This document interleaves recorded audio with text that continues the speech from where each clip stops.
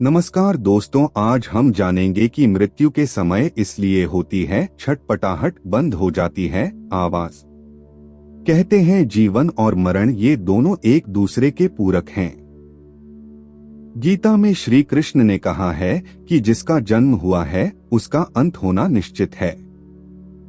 तो आइए जानते हैं मृत्यु के दौरान व्यक्ति को कैसा महसूस होता है, क्यों व्यक्ति छटपटाता है और उसकी आवाज बंद क्यों हो जाती है। मृत्यु को बहुत ही कष्टकारी माना जाता है, इसलिए लोग मृत्यु से भय खाते हैं। जबकि धार्मिक ग्रंथों में मृत्यु को एक सामान्य प्रक्रिया बताया गया है। गीता के अनुसार मृत्यु आत्मा बदलने की प्रक्रिया है। जब किसी व्यक्ति का शरीर पुराना हो जाता है तो मृत्यु के जरिए आत्मा अपना शरीर बदल लेती है। मृत्यु को लेकर लोगों को काफी भय है, जिसके पीछे कारण है मृत्यु के दौरान होने वाले कष्ट। मृत्यु के दौरान कई लोगों की आवाज बंद हो जाती है, व्यक्ति छटपटाने लगता है। मृत्यु के बारे में हमारे धार्मिक ग्रंथ जैसे गीता, गरुड़ पुराण, कठोपनिषद में कई बातें बताई गई हैं। तो आइए जानते हैं मृत्यु के समय क्यों व्यक्ति की आवाज बंद हो जाती है और शरीर छटपटाने लगता है। मृत्यु के समय ऐसा अनुभव करता है व्यक्ति। गरुड़ पुराण के अनुसार जब किसी व्यक्ति की मृत्यु होती है तो व्यक्ति में दिव्य दृष्टि उत्पन्न होती है। उस व्यक्ति को दुनिया विस्तृत नजर आने लगती है और उसे अपने पूरे जीवन की घटनाएं याद आ जाती हैं। पल भर में ही उस व्यक्ति की आंखों के सामने पूरा जीवन दोहरा जाता है। इसके बाद वह अपने नए जीवन की यात्रा प्रारंभ करता है। मृत्यु के समय जैसे ही यमराज के दूत व्यक्ति के पास आते हैं और उसके प्राण निकालते हैं, तो उस दौरान व्यक्ति को 100 बिच्छुओं के डंक मारने जितना दर्द होता है। साथ ही व्यक्ति का मुंह अंदर से सूखने लगता है और उसको लार आने लगती है। गरुड़ पुराण के अनुसार जब व्यक्ति का अंतिम समय समीप आता है तो उसके पास यमराज के 2 दूत आते हैं।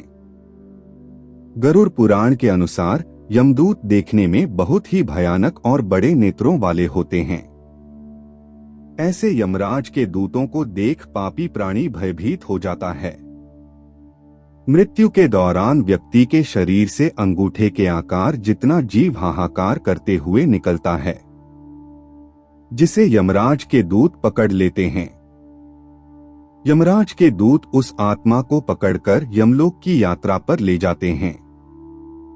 दूत उसे बांधकर अपने साथ लेकर जाते हैं। मृत्यु के बाद नरक की यात्रा पर जाते समय जब व्यक्ति थक जाता है तो यमराज के दूत उसे भयभीत करते हैं और उस पापी प्राणी को नरक के दुखों के बारे में सुनाते हैं। इस दौरान वह व्यक्ति अपने सभी पापों को याद करते हुए चलता है, जिन्हें सोचकर उसका हृदय कांपने लगता है। गरुड़ पुराण से जाने मृत्यु के बाद आत्मा किस अवस्था में रहती है। हिंदू धर्म में गरुड़ पुराण को बहुत ही महत्वपूर्ण माना जाता है। इसमें भगवान विष्णु ने अपने वाहन गरुड़ देव से वार्ता के दौरान कुछ ऐसी बातें बताई थीं जिन्हें मनुष्य के लिए जानना बहुत महत्वपूर्ण माना जाता है। गरुड़ पुराण में बताया गया है कि व्यक्ति को कर्मों के अनुसार फल भोगना पड़ता है।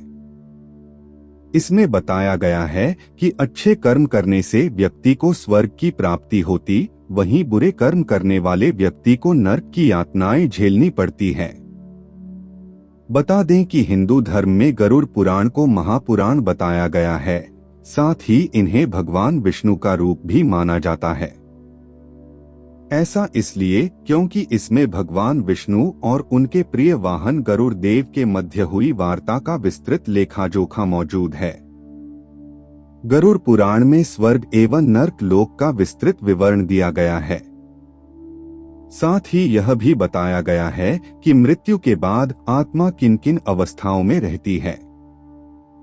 संक्षेप में बताएं तो मृत्यु के बाद होने वाले सभी क्रियाओं को गरुड़ पुराण में विस्तार से बताया गया है।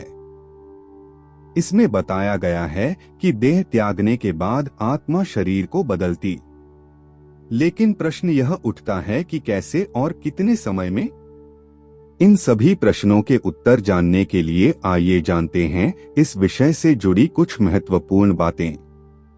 गरुड़ पुराण से जानिए मृत्यु के उपरांत क्या क्या होता है।